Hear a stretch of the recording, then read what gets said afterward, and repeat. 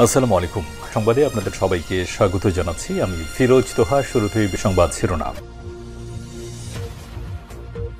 বাংলাদেশের সর্বশেষ গুরুত্বপূর্ণ আপডেট সংবাদে আপনাকে স্বাগত। শুরুতেই সংবাদ শিরোনাম, পরে বিস্তারিত। প্রথমে জানাবো, আওয়ামী লীগের চূড়ান্ত নৌকাডুবি, যুক্তরাষ্ট্রের নাগরিকত্ব নিলেন শেখ হাসিনার ছেলে জয়। আরও হতাশ এবং দিগ্ভ্রান্ত তৃণমূল নেতাকর্মী এবং সমর্থক। গত ৫ আগস্ট ছাত্র জনতার অভ্যুত্থানে পতন হয় আওয়ামী লীগ সরকারের। সেই দিনই দেশ ছেড়ে ভারতে পালিয়ে যান শেখ হাসিনা। শীর্ষ নেতারাও প্রায় সবাই ভারতের বিভিন্ন দেশে পালিয়ে গেছে। এছাড়াও বিশ্বের সব দেশেই রয়েছে আওয়ামী লীগের নেতাকর্মীরা। অনেকেই গ্রেপ্তার হয়ে কারাগারে আছেন। এর মধ্য দিয়ে দলটির সাংগঠনিক ভিত্তি পুরোপুরি ভেঙে পড়ে। এছাড়াও দেশের নেতাকর্মীরাও দিগ্ভ্রান্ত। এমন অবস্থায় দেশের রাজনীতিতে আওয়ামী লীগের ফিরে আসার সম্ভাবনা এখন ক্ষীণ। শুধুমাত্র এখন প্রকাশিত হচ্ছে বিভিন্ন গণমাধ্যমে শেখ হাসিনার উস্কানিমূলক বক্তব্য এবং ভুল সিদ্ধান্তের শেষ হয়ে যায়। ছাত্র জনতার দাবি এবং আন্দোলনের মুখে দলটির সব কার্যক্রম নিষিদ্ধ করে দিয়েছে অন্তর্বর্তীকালীন সরকার। প্রতিবাদপত্র পাঠালো পাকিস্তান সরকার ভারতের সিন্ধু পানি চুক্তি একতরফাভাবে স্থগিত করার সিদ্ধান্তকে অবৈধ, ভিত্তিহীন বলে নাকচ করে দিয়েছে। আজ পাকিস্তানের পক্ষ থেকে আনুষ্ঠানিকভাবে ভারতকে একটি চিঠি পাঠানো হয়েছে বলে সরকারি সূত্র নিশ্চিত করেছে। খবর জিও নিউজে। এরপর জানাবো, ভারতের বিরুদ্ধে অভিযানকে ৭১-এর প্রতিশোধ বললেন শেহবাজ শরীফ। পাকিস্তানের প্রধানমন্ত্রী শেহবাজ শরীফ বলেছেন, ভারতের বিরুদ্ধে সাম্প্রতিক যে সামরিক হামলা চালানো হয়েছে তা ১৯৭১ সালের যুদ্ধের প্রতিশোধ। আজ সীমান্তের পাশে পাশরুর সেনাঘাঁটিতে সেনাদের উদ্দেশ্যে দেয়া এক ভাষণে তিনি বলেন, তোমরা ৭১-এর বদলা নিয়েছ, এখন পুরো জাতি তোমাদের পাশে রয়েছে। খবরদার ডনের। এদিকে গোপনে ভারত সফরে তালেবানের শীর্ষ নিরাপত্তা কর্মকর্তা। আঞ্চলিক উত্তেজনার মধ্যে এবার গোপনে ভারত সফর করছেন আফগানিস্তানে তালেবান সরকারের ডেপুটি উপস্বরাষ্ট্রমন্ত্রী মোহাম্মদ মোল্লা ইব্রাহিম সদর। ভারতীয় এক মিডিয়ার বরাদ্দে এই তথ্য জানিয়েছে সংবাদ সংস্থা খামা প্রেস। জানা গেছে, তালেবানের এই শীর্ষ নিরাপত্তা কর্মকর্তা পাকিস্তান বিদ্বেষী।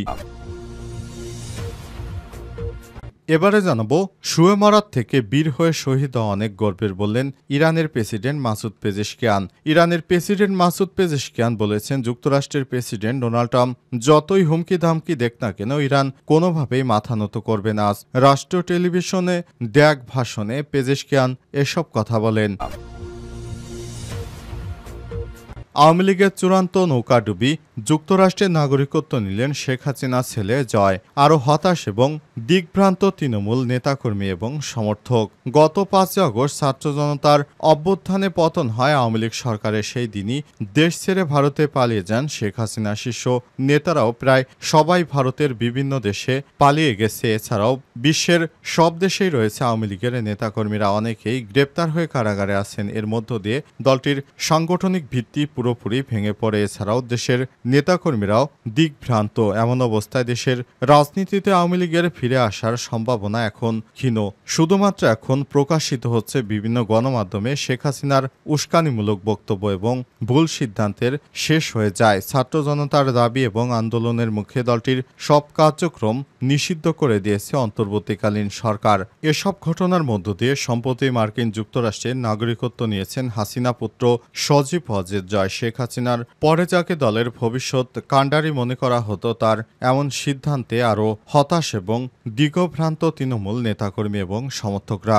এর মধ্য দিয়ে আওয়ামী লীগের চূড়ান্ত নৌকাডুবি হয়েছে বলে মনে করছে সংশ্লিষ্টরা। ১৯৭৫ সালে শেখ মুজিবুর রহমানকে সপরিবারে হত্যা করা হয় এবং এ সময় শেখ হাসিনা এবং শেখ রেহানা দেশের বাইরে থাকার কারণে প্রাণে বেঁচে যায়। তবে আওয়ামী লীগের তছনছ হয়ে যায় দলটি। দলের ভাঙন দেখা দেয়। প্রশ্ন উঠেছিল, আদর্শের উত্তরাধিকার নাকি রক্তের উত্তরাধিকার দলের নেতৃত্বে আসবে। এমন বাস্তবতা ১৯৮১ সালে ১৭ মার্চ দেশে ফিরে আওয়ামী লীগের দায়িত্ব নেন শেখ হাসিনা। দায়িত্ব নিয়ে তিনি সারা দেশে দল পুনর্গঠনের কাজ করেন। পরবর্তী ১৯৯৬ সালে ২১ বছর পর আওয়ামী লীগকে ক্ষমতায় নিয়ে আসেন। ২০০১ থেকে ২০০৬ ক্ষমতার বাইরে থাকলেও রাজনীতিতে সক্রিয় ছিলেন নেতাকর্মীরা। এরপর ১/১১ পেরিয়ে ২০০৮ সালে নির্বাচনে আবারও ক্ষমতায় আসে আওয়ামী লীগ। ২০২৪ সালের ৫ আগস্ট পর্যন্ত ক্ষমতায় থাকে শেখ হাসিনার নেতৃত্বে।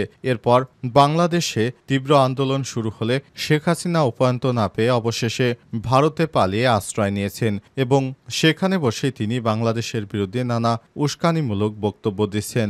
অবশেষে অন্তর্বর্তীকালীন সরকারের প্রধান উপদেষ্টা থেকে সিদ্ধান্ত গ্রহণ করা হয় বাংলাদেশের সমস্ত জায়গা থেকে আওয়ামী লীগকে আপাতত স্থগিত ঘোষণা করা হয়েছে। এরপর ভবিষ্যতে আওয়ামী লীগের ব্যাপারে বড় সিদ্ধান্ত গ্রহণ করা হবে। আপাতত আওয়ামী লীগকে এখনও নিষিদ্ধ করা হয়নি, শুধুমাত্র তাদের দলের নিবন্ধন স্থগিত করা হয়েছে। প্রথমে তাদের বিচার হবে, বিচারের পর আওয়ামী লীগ যদি পারে ফিরে আসবে, না হয় তারা আর কখনোই বাংলাদেশের রাজনীতিতে আসতে পারবে না। কিন্তু সজীব ওয়াজেদ জয়ের এই ধরনের কর্মকাণ্ডতে অনেক বেশি ভেঙে পড়েছে আওয়ামী লীগের নেতাকর্মীরা। ভারতকে প্রতিবাদপত্র পাঠালো পাকিস্তান। পাকিস্তান সরকার ভারতের সিন্ধু পানি চুক্তি একতরফাভাবে স্থগিত করার সিদ্ধান্তকে অবৈধ এবং ভিত্তিহীন বলে নাকচ করে দিয়েছে। আজ পাকিস্তানের পক্ষ থেকে আনুষ্ঠানিকভাবে ভারতকে একটি চিঠি পাঠানো হয়েছে বলে সরকারি সূত্র নিশ্চিত করেছে খবর জিও নিউজের। এই চিঠিটি পাকিস্তানের পানি সম্পদ মন্ত্রণালয়ের ফেডারেল সেক্রেটারি সৈয়দ আলী মুর্তজা তার ভারতীয় সমকক্ষকে পাঠিয়েছেন। চিঠিতে বলা হয়েছে 1960 সালে সিন্ধু পানি চুক্তি এমন কোনো ধারা নেই যা একতরফাভাবে চুক্তি স্থগিত করার সুযোগ দেয়। চিঠিতে আরও উল্লেখ করা হয়েছে ভারতের যে ভাষায় চুক্তি স্থগিতের নোটিশ দেওয়া হয়েছে তা চুক্তির কথা উল্লেখ নেই। পাকিস্তান জানায় তারা এখনও সিন্ধু চুক্তিকে তার মূল রূপেই সম্মান করে চলেছে। সংশ্লিষ্ট সূত্র জানিয়েছে বিশ্ব ব্যাংক ও ভারতের এই আইনি যুক্তিকে প্রত্যাখ্যান করেছে। পাকিস্তান জানিয়েছে তারা আলোচনায় বসতে প্রস্তুত, তবে শুধু চুক্তির কাঠামোর মধ্যেই, যেমনটি ভারতের পক্ষ থেকে প্রস্তাব দেওয়া হয়েছিল। এখন শেষ পর্যন্ত সিন্ধুর পানি কি পাকিস্তান পাবে কি পাবে না এ বিষয়ে এখনও স্পষ্ট হওয়া যায়নি, তবে ধারণা করা হচ্ছে আলাপ আলোচনার মাধ্যমে তারা সমস্যা হয়তো সমাধান করতে পারে, এমনটাই আশা প্রকাশ করেছে অনেক রাজনৈতিক বিশ্লেষক। তবে এখনও বিষয়টি পরিষ্কার হওয়া যায়নি। ভারতের বিরুদ্ধে অভিযানকে ৭১-এর প্রতিশোধ বললেন শেহবাজ শরীফ। পাকিস্তানের প্রধানমন্ত্রী শেহবাজ শরীফ বলেছেন, ভারতের বিরুদ্ধে সাম্প্রতিক যে সামরিক হামলা চালানো হয়েছে তা ১৯৭১ সালের যুদ্ধের প্রতিশোধ। আর সীমান্তের পাশে পাসরুর সেনাঘাঁটিতে সেনাদের উদ্দেশ্যে দেয়া এক ভাষণে তিনি বলেন, তোমরা ৭১-এ বদলা নিয়েছ, এখন পুরো জাতি তোমাদের পাশে রয়েছে। খবরদার ডনের। পেহেলগাঁওয়ে হামলার পর ভারত পাকিস্তানের ভেতরে হামলা চালায়। এর জবাবে পাকিস্তান বুনিয়ান উর মারসুস নামে পাল্টা হামলা চালায়। শেহবাজ জানান, পাকিস্তানের এই হামলায় ভারতের ২৬টি সামরিক স্থাপনা, বিমান ঘাঁটি এবং যুদ্ধবিমান লক্ষ্যবস্তু হয়। পাকিস্তান দাবি করে তারা একাধিক রাফাল যুদ্ধবিমান ভূপাতিত করেছে। শেহবাজ ভারতকে সরাসরি হুঁশিয়ারি দিয়ে বলেছেন, আবার হামলা করলে ভারত সবকিছু হারাবে। আমরা যুদ্ধের জন্য প্রস্তুত, আবার শান্তিপূর্ণ আলোচনার জন্য পছন্দ ভারতের। তিনি আরও বলেন, পানি আমাদের জন্য রেড লাইন। যদি আমাদের নীলম ঝেলম প্রকল্প ধ্বংস হতো তাহলে আমরা বাগলিহাস ও ভারতের বড় বড় বাঁধ গুড়িয়ে দিতাম। তবে যুদ্ধের সঙ্গে শান্তির কথাও বলেন তিনি। কাশ্মীর ও পানির সমস্যা সমাধান আলোচনার প্রস্তাব দিয়েছেন তিনি। এসো আগুন নেভাই বসে কথা বলি। জাতিসংঘ মহাসচিবের সঙ্গেও কথা বলেছেন শেহবাজ শরীফ। তিনি জানান, দক্ষিণ এশিয়ায় শান্তি প্রতিষ্ঠায় জাতিসংঘকে সক্রিয় ভূমিকা রাখতে হবে, তা না হলে দেশে দেশে যুদ্ধ বেঁধে গেলে জাতিসংঘ এর দায়ভার বহন করতে পারবে না। গোপনে ভারত সফরে তালেবানের শীর্ষ কর্মকর্তা।